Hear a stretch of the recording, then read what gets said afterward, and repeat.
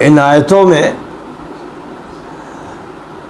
ایک جہاد آزادی کا ذکر کیا گیا ہے. یہ بھی خوب مناسبت ہے اور حسن اتفاق ہے کہ آج 15 اگست ہے اور 15 اگست بطور یوم آزادی ہمارے اس ملک میں منایا جاتا ہے. جس تحریک آزادی کے نتیجے میں اس ملک کو 15 اگست میں آزادی ملی ہے، اسی طرح کی تحریک آزادی کا یہاں پر ذکر فرمایا گیا ہے. لیکن بنی اسرائیل کو جب آزادی کی تحریک کی دعوت دی گئی اور ان کے نبی کی طرف سے دعوت دی گئی تو انہوں نے پلٹ کر جو جواب دیا وہ ان کی محرومی اور بدقسمتی کی دلیل بن گیا، اور ان کی بے عملی اور تحریک آزادی کے سلسلے میں ان کے تعطل اور اس درجے ڈھٹائی کہ اپنے نبی حضرت موسیٰ علیہ السلام کے مطالبے پر انہوں نے یہ کہہ دیا کہ آپ جائیے، آپ کا رب جائیں، آپ جا کے جنگ کر لیجئے، ہمارے اندر تو ہمت نہیں ہے فلسطین میں بسنے والے زبردست ڈیل ڈول کے عمالقہ سے مقابلہ کرنے کا. تو ان سے یہ بات کہہ دی گئی تھی کہ اب 40 سال تک سرزمین فلسطین تم پر حرام رہے گی اور جزیرہ نما سینا میں تم بھٹکتے رہو. یہ واقعہ جو بنی اسرائیل کی تاریخ کا بڑا اہم واقعہ ہے، وہ بنی اسرائیل جن کو ہمیشہ فلسطین کی یاد ستاتی رہی اور وہ اس کو یاد کرتے رہے کہ یہ وہ خطہ زمین ہے جس کو حضرت ابراہیم علیہ السلام نے اور حضرت اسحاق علیہ السلام نے آباد کیا تھا اور یہاں مسجد اقصی تعمیر کی گئی تھی. یہ وہ سرزمین ہے جس کو اللہ تعالیٰ نے اپنے ان بندوں کے لیے مخصوص فرمایا تھا. یہی وہ سرزمین ہے جس میں حضرت یعقوب رہے، ان کی اولاد رہی. یہی وہ سرزمین ہے جس میں حضرت یوسف کو پلنے اور بڑھنے کا موقع ملا، اور پھر اسی سرزمین سے نکل کر جب وہ مصر پہنچے اور اپنے بھائیوں کے ظلم کے نتیجے میں وہ ان کو وہاں پہنچنا پڑا تو پھر اللہ تعالیٰ نے مصر کی حکومت ان کے قدموں میں ڈال دی. تاریخ کے یہ واقعات، بنی اسرائیل کی تاریخ کے یہ واقعات ایسے ہیں کہ ان میں بڑا سبق ہے اور قوموں اور ملتوں کے سیکھنے کے لیے بڑا ساز و سامان ہے. یہ بات ہمیں اس موقع پر یاد رکھنی چاہیے. آج ایک طرف 15 اگست کی تقریب منائی جا رہی ہے اور 14 اگست کو پاکستان میں آزادی کی تقریب منائی جاتی ہے. ظاہر ہے کہ یہ تقریبات جو ملکوں میں منائی جاتی ہیں وہ یادگاری تقریبات ہوتی ہیں اور یادوں کے لیے یہ تقریبات منائی جاتی ہیں. افسوسناک صورتحال یہ ہے کہ وہ یادیں بس اب یادیں ہی ہیں اور ان یادوں پر اور جو واقعات پیش آئے تھے ان پر ایسی کالک لگا دی گئی ہے، اس کی تصویر اتنی مسخ کر دی گئی ہے، صورتحال کو اتنا بگاڑ دیا گیا ہے کہ تحریک آزادی پر فخر کرنے کا کوئی موقع نہیں رہ گیا ہے، بلکہ ایسا محسوس ہونے لگتا ہے کہ شاید قوم دھوکہ کھاتی رہی اور دھوکے پر دھوکے کا ایک سلسلہ چلتا رہا. یہ بات صرف اس ملک ہندوستان میں نہیں ہے کہ جہاں مسلمان اور ہندو اور سکھ اور بدھسٹ اور عیسائی اور دیگر جو طبقے آباد تھے انہوں نے مل کر جو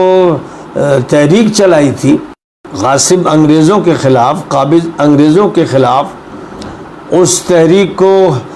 جو کامیابی ملی وہ کامیابی در حقیقت ایک ایسی کامیابی تھی کہ جس میں اس طرح محسوس ہوا کہ جیسے سیاسی طور پر کامیابی مل گئی ہے، عسکری طور پر کامیابی مل گئی ہے، لیکن واقعہ جو ہے اس کی تصویر کچھ اور ہے۔ صحیح معنی میں کہتے ہیں وہ نہ اس ملک کو نصیب ہوئی اور نہ پاکستان کو نصیب ہوئی، بلکہ امر واقعہ یہ ہے کہ جتنے بھی مسلم ملک انگریزوں کے قبضے میں گئے تھے، فرانسیسیوں نے قبضہ کیا تھا، اٹالینز نے ان پر قبضہ کیا تھا، کہیں جرمنی نے اپنے اثرات قائم، جن ملکوں پر یہ کارروائیاں ہوئیں اور دشمن ان پر قابض ہوئے، انہوں نے اپنی حکومت کے دوران میں انہوں نے جو کارروائیاں کی اور جس طرح سے اپنی ٹیم تیار کر دی اور جو گہری تبدیلیاں انہوں نے ہر اس ملک میں پیدا کی جس پر وہ قابض ہوئے، تعلیم کے ذریعے سے جن تبدیلیوں کا سلسلہ شروع کیا گیا، تمدن کو جس طرح بدلا گیا، جس طرح سیاست کو ڈھالا گیا، جس طرح عدالتی نظام وضع کیا گیا، جس طرح پوری قوم کو ایک نئے سانچے میں ڈھال دیا گیا، یہ سارا عمل ایسا تھا کہ اس کے بعد آزادی کی تحریک صرف دھڑوں کی آزادی تھی، اور وہ دھڑوں کی آزادی بھی دکھاوے کی تھی اور نمائشی تھی، ورنہ عوام کے ان دھڑوں وہ ٹولہ پوری طرح سے کام کرتا رہا۔ ہاتھ میں قابض قومیں اور حکومتیں اپنا نظام چھوڑ کر گئیں، جس کو انہوں نے اپنا نمائندہ بنایا، جس فوج کو انہوں نے اس کے لیے تیار کیا کہ اب یہ فوج باہر کی کسی طاقت سے نہیں لڑے گی، بلکہ یہ فوج ہماری نمائندگی کرتی رہے گی، ہماری ایجنسی کھولے گی، اور عوام جب بھڑکیں گے اور جب ہمارے نظام میں تبدیلی لانے کی کوشش کریں، فوج جو سمجھا جائے گا کہ اپنی قوم کی فوج ہے لیکن دراصل وہ ہماری نمائندہ اور ہماری ایجنٹ ہوگی، یہ عوام کو کچل کے رکھ دے گی، کسی بغاوت کو کامیاب ہونے نہیں دے گی، اور ہمارے نظام تمدن کو، ہمارے نظام تعلیم کو، ہمارے نظام سیاست کو، ہمارے نظام عدالت کو تبدیل نہیں ہونے دے گی۔ یہ ایک ایسا پختہ اور گہرا انتظام کیا گیا، اور ایک ظاہری حکومت کے اندر ایک گہری حکومت قائم کی گئی، ایک تہدار حکومت قائم کی گئی کہ جو حکومت آج تک پوری طرح مسلط ہے، یہی حکومت عراق پر مسلط رہی، سیریا میں رہی، یمن میں رہی، مصر میں رہی، تونس میں رہی، لیبیا میں رہی، الجزائر میں رہی، ہر جگہ جو وہ حکومت ہے جس کو عربی میں الحکومت العمیقہ کہتے ہیں، اور جو اپنی مضبوط جڑیں رکھتی ہے اور جس کے چہرے نظر نہیں آتے ہیں لیکن کارروائی اسی کی ہوتی ہے، باغ ڈور اسی، وہ اپنا کام کرتی رہتی ہے۔ لہذا کسی بھی مسلم ملک کو آزادی نہیں ملنے پائی۔ ظاہر ہے کہ جس وقت آزادی کی تحریکیں چلی تھیں تو بات یہ تھی کہ ہمیں اسلامی آزادی چاہیے، ہمیں وہ آزادی چاہیے کہ جس میں ہمارا نظام چلے، ہمارا قانون چلے، ہماری تہذیب ہو، ہمارا تمدن ہو، یہ نعرے تھے۔ لیکن ان نعروں کے پیچھے اور ان کی تہوں میں وہ شیاطین بیٹھے تھے، وہ ایجنٹ بیٹھے ہوئے تھے جو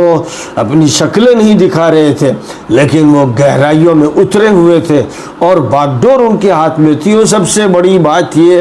کہ انہوں نے اداروں کو تبدیل کر دیا تھا، اور تمدن کی اور تعلیم کی باغ ڈور ان کے ہاتھ میں تھی، اور پھر سب سے بڑی بات سر کچلنے کے لیے فوج ان کے ہاتھ میں تھی۔ انہوں نے ایک ایسی فوج تیار کی جو امت مسلمہ کی دشمن فوج تھی، اور یہ فوج ہر ملک کے لیے الگ الگ عناصر سے تیار کی گئی۔ وہ عناصر اس پر حاوی رہے، اور اگر کسی وقت جمہوریت کی بنیاد پر یا کسی نظریے کی بنیاد پر اوپر کی حکومتوں میں رد و بدل کے مظاہرے کیے گئے، نمائشیں کی گئیں، تو یہ صرف اس لیے تھی کہ لوگ عجائب گھر کے منظر دیکھیں، لوگ نمائش دیکھ لیں، لوگ تھوڑی دیر کے لیے خوش ہو لیں یا تفریح حاصل کر لیں، لیکن اگر وہ اس سے واقعی آزادی حاصل کرنے کی کوشش کریں تو پھر ان کو اس بری طرح کچلا جائے کہ بیرونی دشمن جتنا نہیں کچل سکتے، اندرونی طاقتیں ان کو اس طرح کچل دیں۔ یہ کہانی ہے 60-70 سال،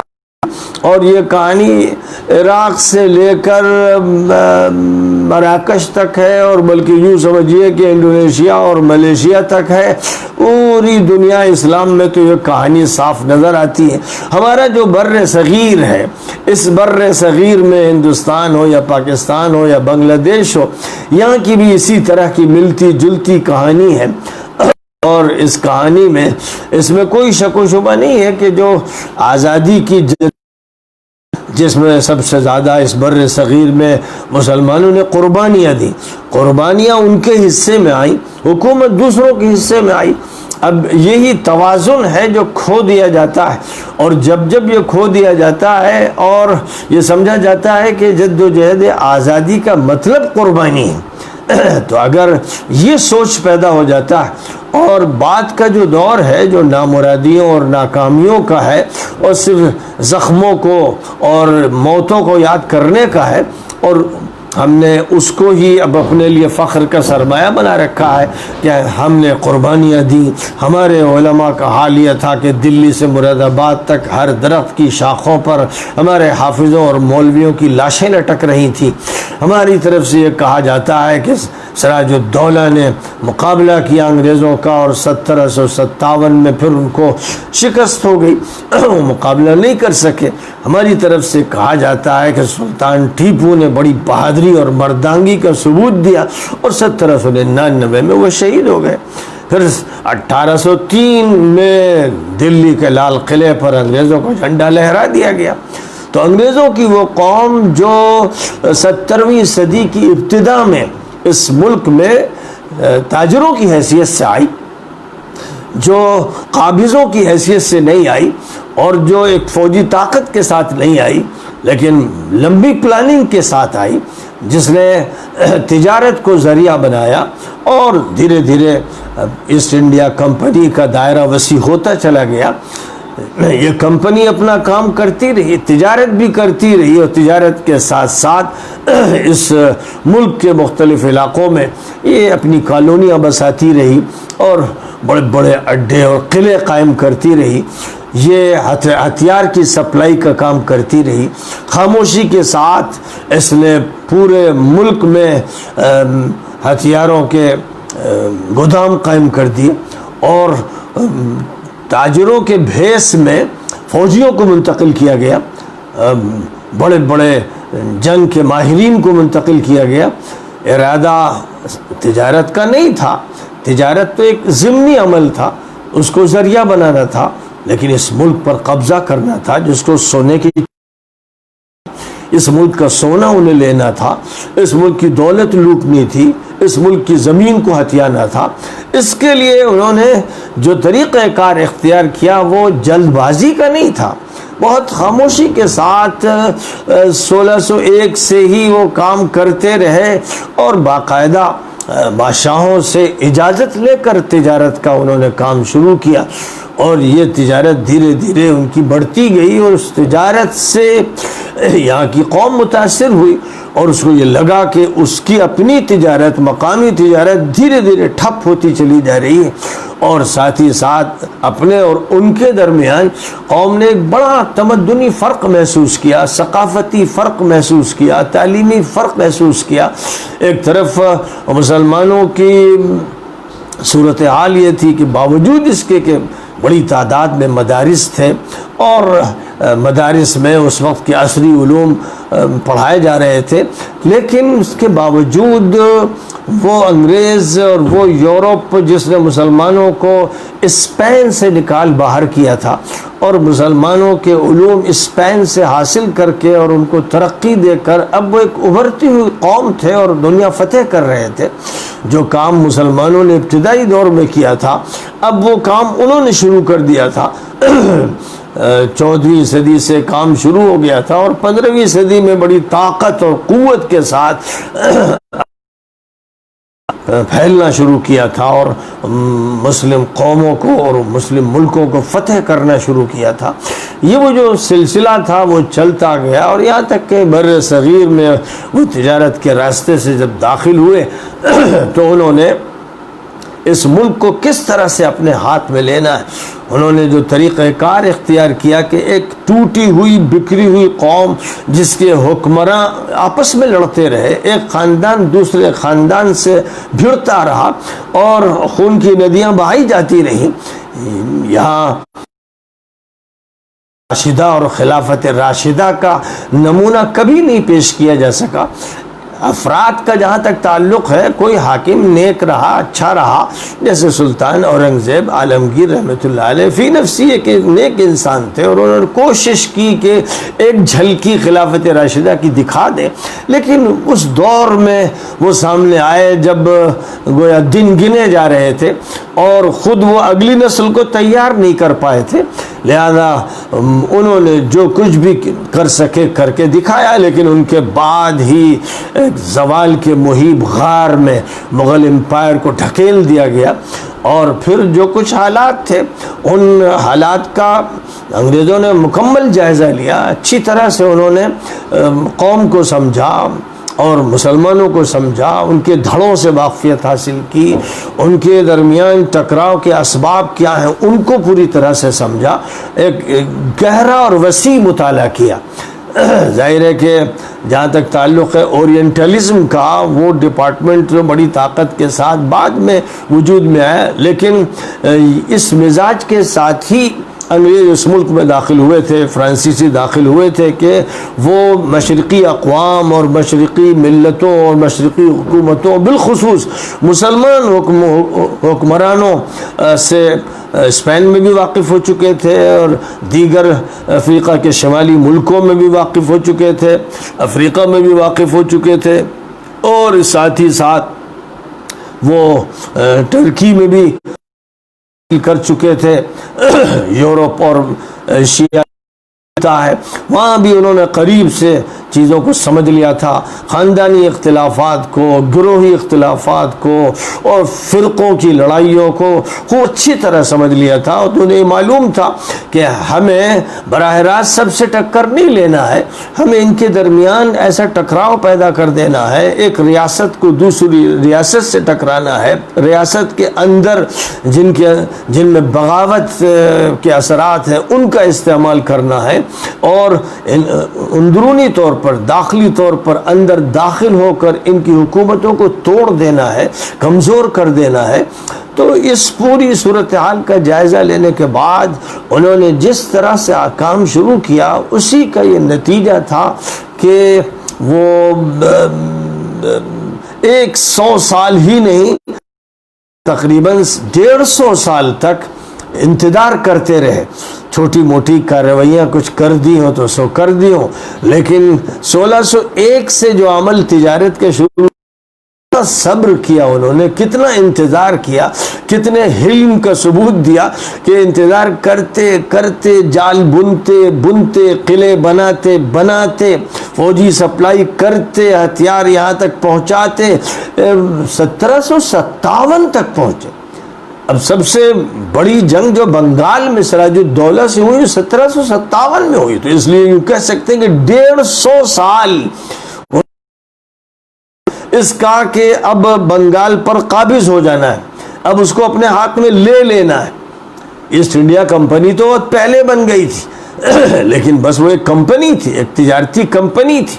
اور اس کا کام یہ تھا کہ دوستانہ روابط قائم کیے جائیں، تجارتی تعلقات قائم کیے جائیں اور اندر گھس کر واقفیت حاصل کی جائے۔ تو 150 سال تک انہوں نے انتظار کیا، یہاں تک کہ 1757 میں وہ جنگ ہوئی جس میں انہوں نے سراج الدولہ کو شکست دے دی، کیونکہ شکست کے لیے انہیں کرنا کیا ہے اس کو اچھی طرح سے وہ سمجھ چکے تھے۔ ایک آدھ دن کا کھیل نہیں تھا، 1-2 سال کا مسئلہ نہیں تھا، یہ جلد بازی کی کوئی کارروائی نہیں تھی، بڑی کارروائی تھی، بڑی دیرپا تھی، بڑی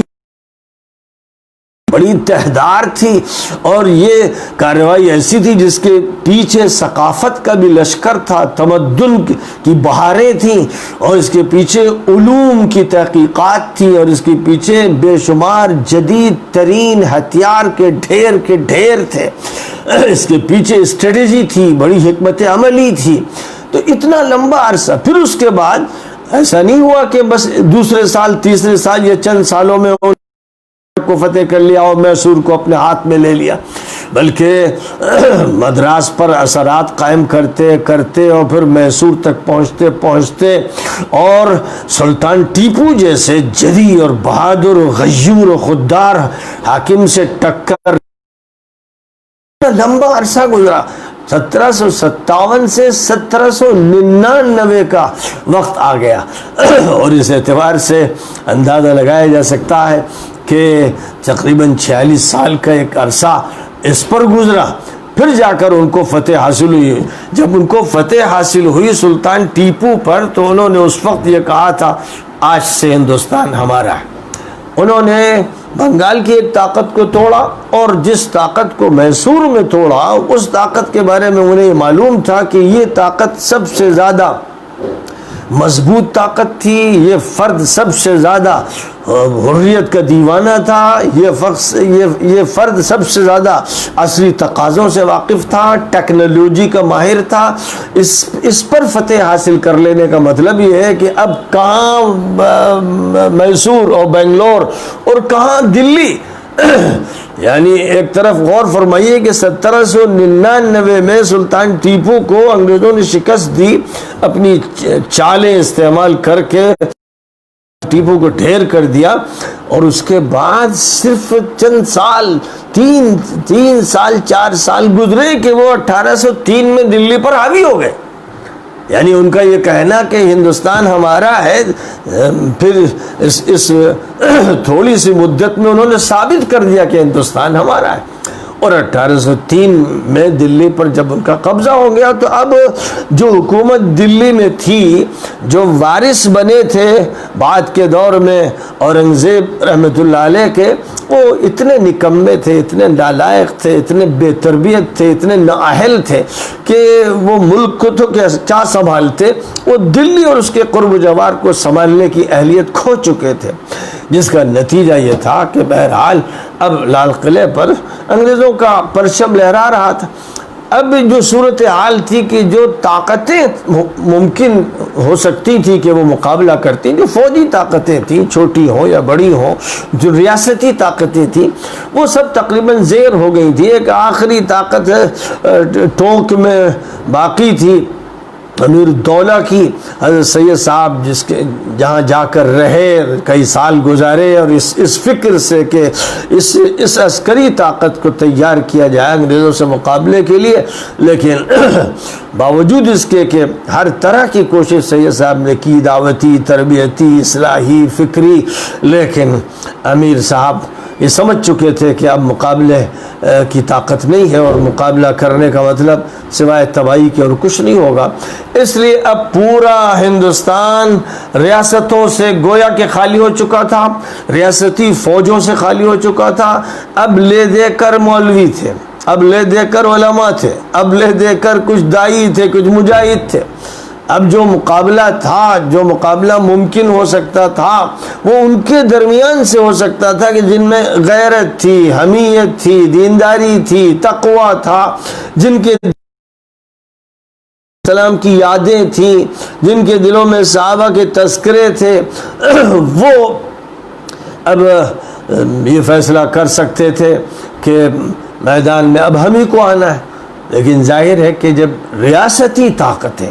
جن کے پاس فوجیں تھیں، جن کے پاس ہتھیار تھے، جن کے پاس طویل تجربے تھے، جنہوں نے بڑی بڑی حکومت کی وراثت حاصل کی تھی، جب وہ مقابلہ نہیں کر سکے تو یہ نظر آ رہا تھا کہ اب یہ مقابلہ ان بوریہ نشینوں سے ہو نہیں پائے گا، اس لیے کہ مقابلے کے لیے جو چیزیں مطلوب ہیں، جن کو قرآن پاک میں یوں کہا گیا وَأَعِدُّوا لَهُم مَّا اسْتَطَعْتُم مِّن قُوَّةٍ وَمِن رِّبَاطِ الْخَيْلِ تُرْهِبُونَ بِهِ عَدُوَّ اللَّهِ وَعَدُوَّكُمْ، تو جو کھل کر کہی گئی کہ جو بھی ممکنہ طاقت ہو اس کو تیار کرو، گھوڑے باندھو۔ ظاہر ہے کہ جس وقت یہ بات کہی گئی تھی اس وقت مسئلہ نہ ٹینکوں کا تھا، نہ بختر بند گاڑیوں کا تھا، نہ توپوں کا تھا، زیادہ سے زیادہ جو بہتر سے بہتر جنگ وہ گھوڑوں کی ہوتی تھی، اور جو ابتدائی دور کے ہتھیار تھے، اب انہی ہتھیاروں کو لے کر زیادہ سے زیادہ ایک معمولی سی صورتحال ترقی یافتہ ان کو لے کر جس میں ترہبون بہ عدو اللہ و عدوکم کی بات وجود میں نہیں آ رہی تھی، جب تک یہ صورتحال نہ ہو اس وقت تک گویا اللہ کی طرف سے بھی اشارہ کیا گیا ہے کہ اس اسبابی دنیا میں غلبے کے امکانات نہیں ہوتے ہیں۔ جس اللہ نے حکم دیا ہے، جہاد آزادی کا حکم دیا ہے، جس اللہ نے ظلم کے مقابلے کا حکم دیا ہے، اسی اللہ نے اس کی تیاریوں کے بارے میں بھی حکم دیا ہے، اور اس کے نبی حضرت محمد صلی اللہ علیہ وسلم نے اپنے عمل سے یہ ثابت کر دیا کہ وقت کی جو بہتر سے بہتر تیاری ہو سکتی، اعلیٰ سے اعلیٰ ہتھیار ہو سکتے ہیں، بہتر سے بہتر انتظامات ہو سکتے ہیں، ان میں ہرگز کوتاہی نہ کی جائے اور بھرپور طریقے پر ان کا استعمال کرتے ہوئے مقابلہ کیا جائے۔ یہ اسوہ نبوی ہے۔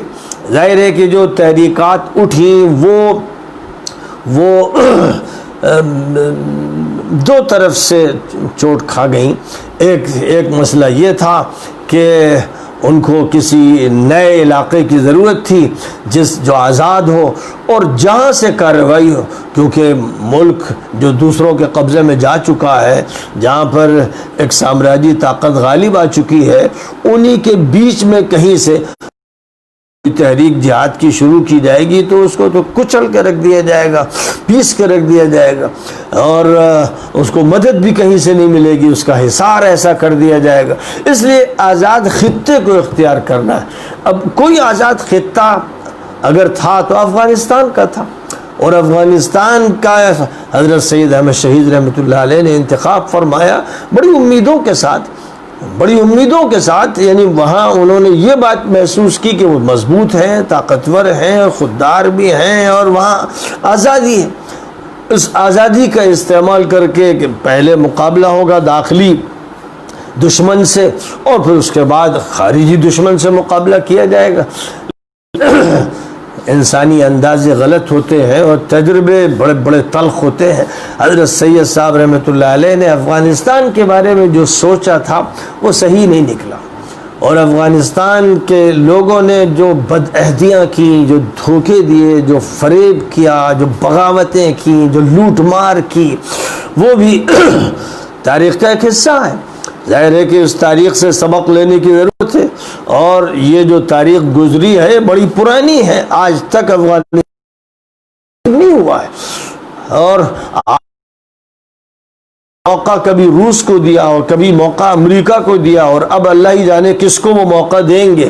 اگلا موقع کس کو دیں گے۔ یہ خانہ جنگیوں کے نتائج ہیں۔ جس قوم کے اندر خانہ جنگیاں ہوں، جو آپس ہی میں لڑتی رہے اور مرتی رہے، اور جو گوارا نہ کر سکے، اور جس کے وحدت قائم نہ ہو سکے، جس کے درمیان قبائلی اختلافات ہوں، خاندانی ہوں، فرقوں کے ہوں، ایک فرقہ دوسرے فرقے کو کھانے کے لیے دوڑتا ہو، آنکھوں میں خون ہو، جب یہ صورتحال ہوگی تو سوال ہی نہیں ہے کامیابی کا۔ اور سب جانتے ہیں کہ 200-250 سال کا پورا عرصہ، اور اسپین کو شمار کر لیجئے تو پھر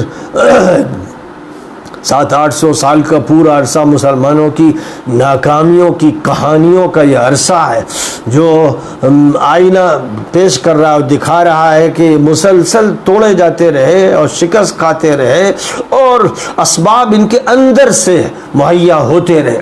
تو حضرت سید صاحب نے باوجود اس کے کہ افغانستان کے خوانین نے بعض وہاں کے خوانین نے اور سرداروں نے بڑی کھل کر بد عہدی کی، لیکن وہ موقع ایسے ہوتے تھے کہ حضرت سید صاحب پر عفو و کرم کا پہلو غالب آ جاتا تھا. ایک تو وہ یہ جانتے تھے کہ ان کے خلاف سخت کارروائی سے خانہ جنگی چھڑی جائے گی، لیکن اسی کے ساتھ ساتھ ان کی بد عہدیوں کو معاف کرنے کی بھی گنجائش نہیں تھی. لیکن بہرحال بشر ہوتا ہے، اندازے ہوتے ہیں، اور سب سے زیادہ جو تلخ ترین تجربہ حضرت سید صاحب کو ہوا ہے وہ اس وقت جب حضرت سید صاحب کی عمارت کا اعلان ہو گیا اور محصلین بھی متعین کر دیے گئے کہ اب وہ زکوٰۃ بھی وصول کریں، عشر وصول کریں. اس کے بعد حضرت سید صاحب کے لوگوں پر جو حملے کیے گئے ہیں اور جس طرح نماز کی حالت میں ان کو قتل کیا گیا ہے، جو نے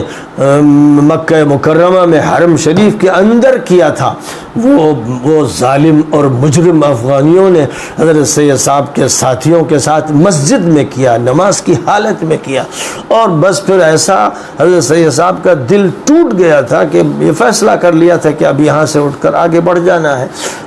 اب اس علاقے کو چھوڑ دینا ہے. تو وہی سچی بات یہ ہے کہ جہاد کی کمر ٹوٹ گئی تھی اور اب وہ اسباب باقی نہیں رہ گئے تھے کہ امید کی جاتی کہ جو داخلی جنگ ہے اس میں بھی ہمیں کامیابی ہوگی اور پھر خارجی جنگ میں ہم جیتیں گے. تو داخلی ہی جنگ میں بالا کوٹ میں اللہ تعالیٰ نے جام شہادت عطا فرما دیا. اس کو پی کر وہ اللہ والے تو رخصت میں رہے، وہ تحریک چلاتے رہے. تحریک ایک دعوتی تحریک بھی تھی، اصلاحی تحریک بھی تھی، مجاہدانہ تحریک بھی تھی. تسلسل قائم رکھنے والے کچھ نہ کچھ افراد ملتے رہے اور یہی وہ سلسلہ ہے جو چلتے چلتے کہا جاتا ہے کہ مولانا قاسم نانوتوی تک پہنچا اور پھر مولانا شیخ الہند تک پہنچا. لیکن مولانا قاسم نانوتوی تک جب یہ بات پہنچی ہے تو ایک بہت ہی معمولی سی بعض جھڑپیں ہوئی ہیں. وہ ملکی سطح پر کوئی جہاد نہ تھا، نہ ہو سکتا تھا، کیونکہ کسی ایک خطے میں تھانہ بھون میں مثلا یا سہارنپور میں یا شاملی میں ایک پورے ملک پر چھائے ہوئی طاقت سے ٹکراؤ نہیں کیا جا سکتا تھا. یہ منتقمانہ کچھ کارروائیاں تھیں جو کسی خطے میں کی گئیں، لیکن ملکی سطح پر اب مجاہدانہ اور عسکری کارروائیوں کا تقریباً انتظام باقی نہیں رہ گیا تھا، امکان ہی باقی نہیں رہ گیا تھا. اور اسی کا پھر یہ نتیجہ تھا کہ حضرت شیخ الہند کی جو تحریک تھی وہ تحریک ایک سیاسی تحریک تھی، ایک ایسی تحریک تھی کہ جس میں عالمی طاقتوں کو اس کے لیے تیار کرنا مقصود تھا کہ وہ انگریزوں کے خلاف ایک متحدہ محاذ قائم کریں، اور وہ متحدہ محاذ پھر اس ملک کی آزادی کی جدوجہد کرے. اس میں فوج کا بھی استعمال ہو اور سیاست کا بھی استعمال، کہ جب اندر ہی کی صفیں درست نہ ہوں، ایک سے غدار، بدعہد، منافق و مجرم اپنی قوم میں پلتے ہوں جو دوسروں کے ہاتھوں خرید لیے گئے ہوں یا ان کے خوف سے ان کا دم نکلتا ہو اور وہ مخبری کرتے ہوں، جاسوسی کے کام انجام دیتے ہوں. تو جب ایسے لوگ موجود رہتے ہیں تو پھر سوائے ناکامی کے اور کچھ حاصل نہیں ہوتا ہے. ہمیں چاہیے کہ ہم صرف فخر کے طور پر واقعات نہ بیان کر دیں. ظاہر ہے کہ جن کی قربانیاں ہیں ہمیں چاہیے کہ ہم ان قربانیوں کو سنہرے حروف سے لکھیں، ہم انہیں یاد کریں، اور ہر مجاہد آزادی کی قربانیوں پر، اس کی زندگی کے تعارف پر مشتمل چھوٹے چھوٹے کتابچے تیار کریں. انگلش میں، ہندی میں، اردو میں، صوبائی مقامی زبانوں میں، اور کوئی فرد ایسا باقی نہ رہے، ہندو، مسلم، سکھ، عیسائی، جس تک ہم ان کی قربانیوں کی وہ کہانیاں پہنچا نہ دیں۔ آج تک یہ تو ہم سے ہو نہ سکا۔ جو لکھتے ہیں، مورخ ہیں، تاریخ سے دلچسپی رکھتے ہیں، زبانوں پر قدرت رکھتے ہیں، یہ کام ان کے کرنے کا ہے کہ چھوٹے چھوٹے رسالے تیار کیے جائیں۔ اور اسی کے ساتھ ساتھ آج کی اس میڈیا کے دور میں سوشل میڈیا کا استعمال کرتے ہوئے 5-5 منٹ کے وقت کے اندر ایک آزادی کا تعارف ہو اور اچھے مؤثر انداز سے ہو، بالکل اس طرح ہو کہ جیسے ایک مؤثر اور طاقتور فلم پیش کی جا رہی ہے۔ ارطغرل کی جو فلم ہے اس میں اگر کچھ منفی پہلو ہیں یا ایسے پہلو ہیں کہ جن سے اہل دین کا اتفاق نہیں ہے، تو ان کو خارج کر کے وہ پہلو جن سے اتفاق ہے ان کو سامنے رکھتے ہوئے چاہیے کہ مجاہدین آزادی کی زندگیوں پر چھوٹی چھوٹی فلمیں ہوں اور کتابچے ہوں، تاکہ بچہ ان سے واقف ہو، ان کے چہروں مہروں سے واقف ہو، ان کے کارناموں سے واقف ہو، ان کی جگہوں سے واقف ہو، ان کی حکمت عملی سے واقف ہو۔ اور اسی کے ساتھ ساتھ اس کی ضرورت ہے کہ ایسی تحریریں بھی تیار کی جائیں جو اس کا جائزہ لیں کہ ہم سے کیا کیا کمی ہوتی رہی اور اس کمی کے نتیجے کہاں ہم سے کوتاہی ہوئی ہے۔ جو کوتاہیاں ہوئی ہیں ان کا تذکرہ قرآنی منہج ہے۔ قرآن ذکر کرتا ہے کہ صحابہ سے غلطی احد میں کیا ہوئی اور فلاں موقع پر کیا ان سے غلطی ہوئی۔ جہاں جہاں غلطی ہوئی اس کو قرآن بیان پڑھا جائے۔ ایک وقتی مسئلہ جس میں نہیں پیش کیا جا رہا تھا کہ بس تھوڑے لوگ واقف ہو جائیں گے یا صحابہ کی بات سے صحابہ واقف ہو جائیں گے، بلکہ قیامت تک بتا دیا گیا کہ غلطیاں کہاں ہوئی، شکست کیوں ہوئی۔ احد کی شکست کا تذکرہ سورہ آل عمران میں تفصیل سے کیا گیا اور میں اس کا درس پورا دے چکا ہوں، بہت تفصیل کے ساتھ واقعات بیان کیے جا چکے ہیں، جہاں اللہ تعالیٰ نے احد میں شکست کا تذکرہ کرتے ہوئے فرمایا حتی اذا فشلتم وتنازعتم فی الامر وعصیتم من بعد ما اراکم ما تحبون، جب تم نے پسپائی اختیار کی، جب تم آپس میں جھگڑے، جب تم نے مخالفت کی، حضور کی بات نہیں مانی، تو یہ نتائج نکلے۔ تو اس طرح سے قرآن پاک نے تجزیہ کیا ہے، کمزوریوں کو واضح کیا ہے، غلطیوں کو متعین کیا ہے۔ یہ طریقہ قرآنی ہے اور یہ طریقہ اسلامی ہے۔ ہم لوگوں کا مزاج یہ بن گیا ہے کہ ہم چاہتے ہیں کہ میاں مٹھو بنے رہیں، ہم اپنی تعریف کر کے خوش ہو جایا کریں۔ تو ہم ایک طرف اپنے کو طفل تسلیوں میں مبتلا رکھتے ہیں اور ہم ان کے تذکرے کرتے ہیں، پھر جب اس کے بعد قوم کے نوجوان دیکھتے ہیں کہ آپ تو گڑھے میں پڑے ہوئے ہو، اٹھ نہیں پا رہے ہو اور دھتکارے جا رہے ہو اور ذلیل کیے جا رہے ہو اور جیلوں میں پھنسے ہوئے ہو اور کوئی تحریک سیاسی نہیں ہے، کوئی تحریک بھی نہیں چل رہی ہے اور اب اپنی غلامی پر روتے ہو، شودروں سے بدتر بن چکے ہو، اس کا اعلان خود ہی کرتے ہو، سچر کمیٹی کی رپورٹ سناتے ہو، بتاتے ہو کہ ہم گرتے ہیں، یہ سب جب بولتے ہو تو پھر پدرم سلطان بود کہنا بند کر دو۔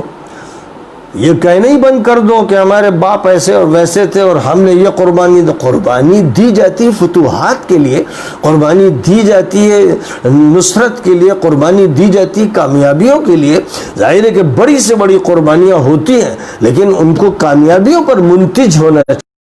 نبی صلی اللہ علیہ وسلم اور آپ کے صحابہ نے مکہ مکرمہ میں تو جو قربانیاں تھیں وہ جسمانی قربانیاں تھیں، جس میں آپ نے لوگوں کے مقابلے کے لیے ہتھیار نہیں اٹھائے، ہاتھ نہیں اٹھایا، لیکن وہ جو قربانیاں تھیں انہی قربانیوں کے نتیجے میں مدنی زندگی حاصل ہوئی، اسلامی ریاست حاصل ہوئی۔ پھر جو گئی بدر کے موقع پر اسی قربانی نے اللہ تعالیٰ کی طرف سے پھر جنگ خندق میں غیبی فتح نصیب فرمائی۔ پھر یہی وہ قربانیاں تھیں جن کا تسلسل قائم رہا، اصول کے ساتھ قائم رہا، جو فتح مکہ پر جا کر منتج ہوئی۔ تو غور فرمایا جائے کہ جو انتظامات مطلوب ہیں اور جو نبوی طریقہ کار میں واضح کیے گئے ہیں، سیرت النبی میں ہے، احادیث میں ہے، قرآن کی آیات میں ہے، ان کو سامنے رکھا جائے اور ان کو سامنے رکھ کر یہ معلوم کیا جائے کہ مکے سے مدینہ کیسے پہنچنا ہوا اور مدینے سے یمن کیسے پہنچنا ہوا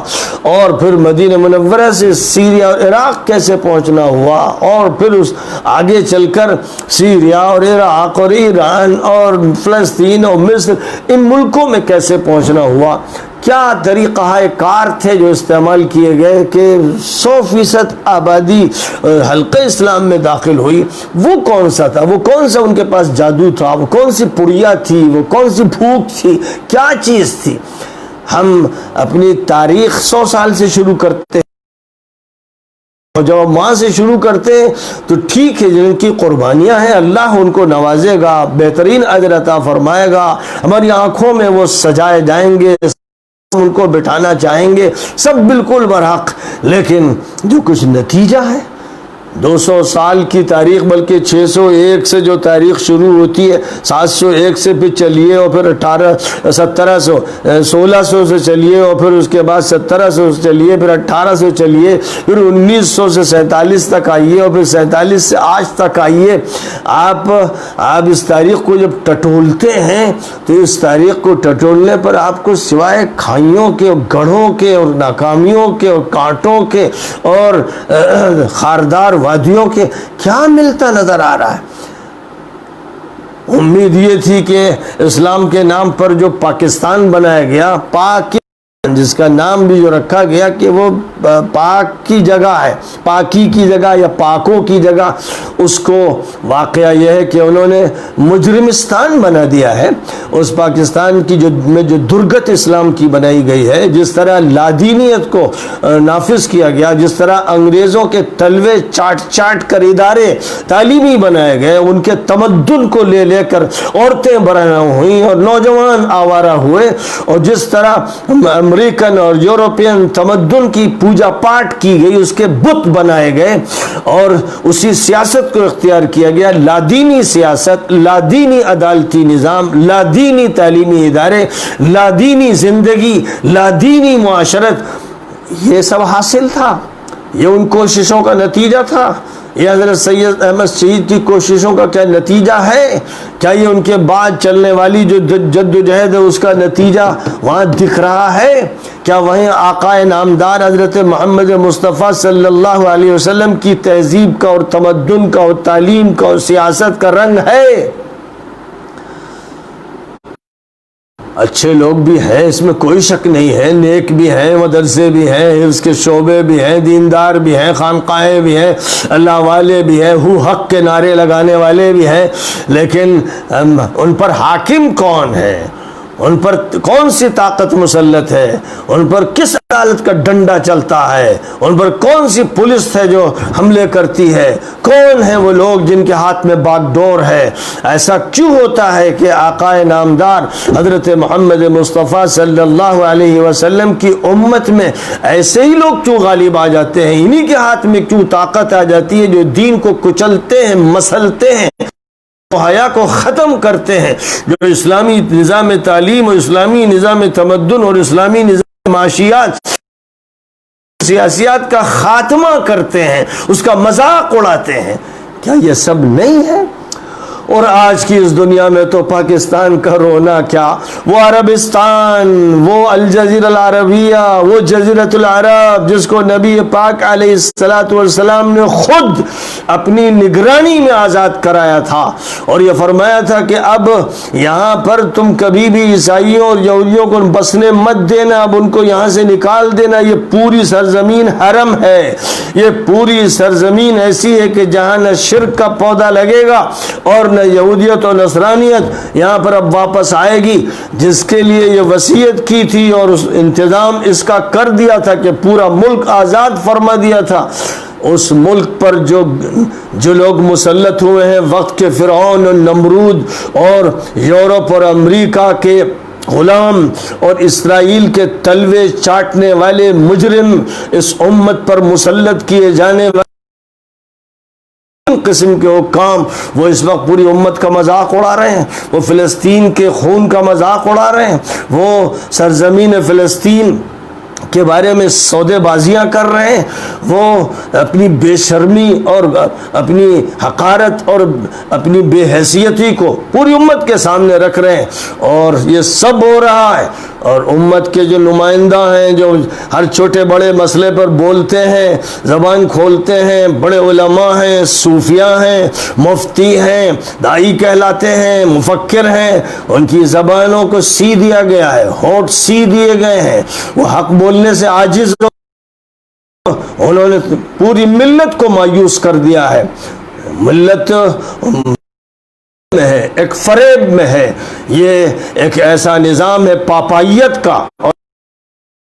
کا جو اس دور کے یہودیوں اور عیسائیوں پر مسلط تھا، اس دور کے مسلمانوں پر مسلط ہے۔ اور اس صورتحال کے جو انجام ہونے والے ہیں وہ سامنے ہے کہ ابھی تو بات یہاں تک پہنچی ہے کہ پوری ڈھٹائی کے ساتھ دوستی ہو رہی ہیں، تبادلے ہو رہے ہیں، سفارت خانے قائم ہو رہے ہیں،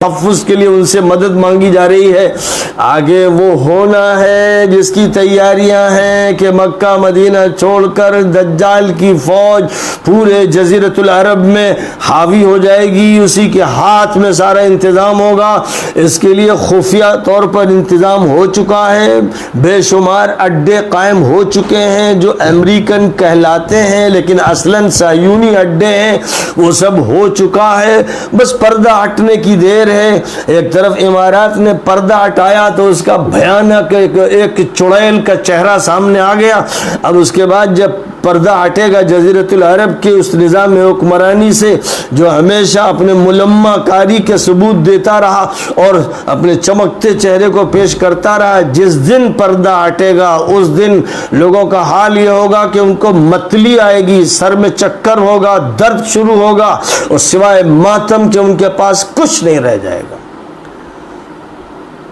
آزادی کی وہ تحریک جو انبیاء نے شروع کی تھی اور آخری نبی حضرت محمد مصطفیٰ صلی اللہ علیہ وسلم نے، جس کا آغاز مکہ مکرمہ میں دعوتی بنیادوں پر، اعتقادی و فکری بنیادوں پر اور اخلاقی بنیادوں پر فرمایا تھا، اور اس کے بعد جب اخلاق اور عقیدے کی زمین کو مضبوط کر لیا تھا، پھر آپ اس دور میں داخل ہوئے جو سیاسی دور تھا، جو ریاستی دور تھا، جو عسکری دور تھا، اور اس کے ساتھ ساتھ دین کے جتنے بھی شعبے ہیں ان سب کی تنظیم کا دور تھا۔ وہ دور تھا کہ جس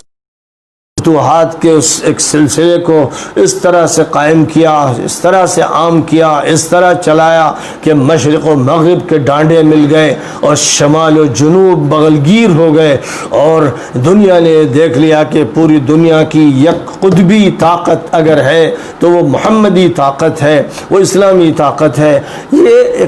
ایک تحریک تھی، ایک مشن تھا، ایک عمل تھا، اور اس کے سامنے آئے۔ اس لیے جدوجہد آزادی کی جب بات ہو تو محمد صلی اللہ علیہ وسلم سے جب بات جدوجہد آزادی کی ہو، بلکہ آزادی کے عمل اور مشن کے نفاذ کی ہو، تو اس وقت ہمارے سامنے ابو بکر صدیق کو ہونا چاہیے، عمر فاروق کو ہونا چاہیے، عثمان ابن عفان کو ہونا چاہیے، علی ابن ابی طالب کو ہونا چاہیے، اور پھر ان کی طرف سے جو مجاہدین اور کمانڈر بھیجے گئے ہمارے سامنے ان کی شکلیں ہونی چاہیے، ابو عبیدہ ابن الجراح ہونے چاہیے، خالد ابن الولید، سعد ابن ابی وقاص ہونے چاہیے، مثنى ابن حارثہ ہونے چاہیے، اور کتنے ہیں جن کا نام لیتے جائیے کہ جن کے کردار بے داغ ہیں اور جن کی قربانیاں چمکتی ہوئی ہیں، اور جنہوں نے پہلے دل و دماغ کو فتح کیا، پھر زمین کو فتح کیا، اور جن کی زندگی اس سے پاک ہے کہ انہوں نے نبی کی نافرمانی کی ہو، وہ نبی کی اطاعت کرتے رہے، جیتے جی کرتے رہے، مرتے دم تک کرتے رہے، انہوں نے بغاوت نہیں کی خلیفہ راشد کے خلاف، انہوں نے ظالم ظالمانہ طور پر قتل نہیں کیا کسی کو، انہوں نے بیت المال کو نہیں لوٹا، انہوں نے ایک بدماش اولاد کو مسلط نہیں کیا۔ وہ لوگ تھے کہ جنہوں نے اسلام کی گود میں ملکوں کو ڈال دیا، قوموں کو ڈال دیا، ملتوں کو ڈال دیا۔ یہ کارروائیاں ان کی تلوار کا نتیجہ نہیں تھیں، یہ کارروائیاں ان کے ایمان کا نتیجہ تھی، ان کے اخلاق کا نتیجہ تھی، ان کے ادب کا نتیجہ تھی، نبی کی غلامی کا نتیجہ تھی، اللہ کی تابعداری کا نتیجہ تھی، جس کا نتیجہ یہ ہوا کہ صرف فوج سے نہیں ٹکرائی، بلکہ عوام الناس نے اسلام کی خوشبو سونگھی، اسلام کے سامنے سر جھکا دیا، اسلام کو سینے سے لگایا۔ جو مجاہدین پہنچے ان کو انہوں نے نجات دہندہ قرار دیا اور ان کی بلائیں لی۔ یہ وہ تبدیلی تھی جو ان حضرات کے ذریعے آئی ہے۔ آج بھی جب بات جہاد آزادی کی ہو، جس کی حاجت پھر پوری دنیا کو ہے، تو اس وقت ہمارے سامنے وہی نمونہ ہونا چاہیے، وہی اسوہ ہونی چاہیے۔ بات جب شروع کیجئے تو قرآن سے شروع کیجئے، بات جب شروع کیجئے تو نبی پاک علیہ السلام سے شروع کیجئے، وہیں سے آغاز کیجئے، وہیں کیجئے، اور سچ کو لے کے چلیے جس میں صرف قربانیاں کہنے کو نہ ہوں، کامیابیاں ہوں اور فتح مندیاں ہوں، کامرانیاں ہوں۔ یہاں پر ان آیات میں حضرت موسیٰ علیہ السلام جب جزیرہ نما سینا میں اپنی قوم کو لے کر پہنچ چکے تھے تو اس وقت انہوں نے کہا تھا یہ مقدس سرزمین، فلسطین کی مقدس سرزمین کو آزاد کرو۔ تو ان کے ساتھ جو تھے، ان کے صحابہ جو ان کے ساتھ تھے، نکمے بنی اسرائیل کے بگڑے ہوئے، انہوں نے کہا کہ ان فیہا قوما جبارین، اس میں تو بڑے خطرناک، بڑے ڈیل ڈول کے لوگ ہیں، ہم نہیں مقابلہ کر سکتے، ہم نہیں ٹکر لے سکتے۔ نبی کی بات کو رد کر دیا، بے ہمتی کا مظاہرہ کیا، اور اس طرح دو افراد کہا جاتا ہے یوشع اور کالب جو مخلص تھے، وفادار تھے، یعنی صحیح معنی میں صحابی تھے، انہوں نے حضرت موسیٰ سے کہا کہ بھئی ہم تیار ہیں۔ ان سے کہا کہ اگر تم لوگ ہمت کرو، داخل ہو تو غالب ہوگے۔ تو ان مجرموں نے، ان بے ہمتوں نے، ان ذلت کے مارے ہوئے لوگوں نے یہ کہا، حضرت موسیٰ سے کہا آپ جائیے، آپ کا رب جائے، ہم لوگ تو نہیں جائیں گے۔ اس سے زیادہ اور کچھ نہیں ہو سکتا تھا۔ جب قوموں کا یہ رویہ ہوتا ہے، مخلص افراد کی بات جب نہیں مانی جاتی ہے، جو سچی و کھری بات ہوتی ہے اس کو رد کیا جاتا ہے، تو اس کا پھر انجام یہ ہوتا ہے کہ اللہ تعالیٰ سے حضرت موسیٰ نے کہا اے اللہ، میرے اور یہ جو میرے ساتھی ہیں ان کے درمیان فراق ڈال دے، جدائی ڈال دے، یا مردود جائیں، کہیں اور چلے جائیں۔ تو اللہ تعالیٰ کی طرف سے پھر یہ اعلان کر دیا گیا موسیٰ سن لو، 40 سال تک یہ مردود یہیں بھٹکتے رہیں گے، جن کو تم کے لائے، جو تم پر بظاہر ایمان لائے، لیکن ان کے ہیلے بہانے، ان کی شرارتیں اور ان کے کہ یہ پٹنے کے لائق ہے، تو فرمایا کہ یہ بھٹکتے رہیں گے 40 سال، اب ان پر غم مت کرو۔ نبی سے کہا جا رہا ہے کہ یہ جو آپ کے ساتھ ہیں خوب یاد رکھیے، وہ لوگ یاد رکھیں جو سمجھتے ہیں نبی کے ساتھ جو ہو گیا وہ تقدس کے مقام اعلیٰ کو معلوم ہو جانا، یہ کہتا ہے کہ ان کو تم لے کے آئے اور بحر احمر پار کروایا، فرعون سے نجات دلوائی، اور جو داخل ہوئے جزیرہ نما سینا میں اور تمہارے ساتھ صبح مسا رہ رہے ہیں، جن کے بارے میں اب تم یہ کہتے ہو اللہ ان کو جدا کر دیجئے ہم سے، تو اللہ نے فرما دیا کہ 40 سال تک یہ یہیں بھٹک ان پر حرام کر دی گئی ہے۔ اور پھر حضرت موسیٰ سے کہا افسوس مت کرو ان فاسقوں پر۔ اتنی سخت بات ہے، اتنی سخت بات ہے، اتنی ہولناک بات ہے، اتنی عبرتناک بات ہے کہ ایسے لوگ جن کے ساتھ یہ معاملہ ہوتا ہے، خدا کی طرف سے ہوتا ہے، اس کے بارے میں اللہ یہ کہتا ہے کہ افسوس بھی ان پر مت کرو، مرنے دو ان کو مٹنے دو، یہ مردود اسی لائق ہے۔ تو یہ ایک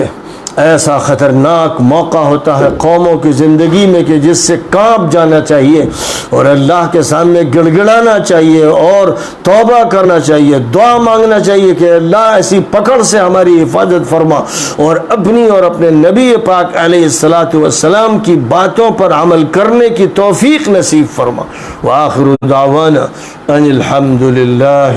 رب العالمین۔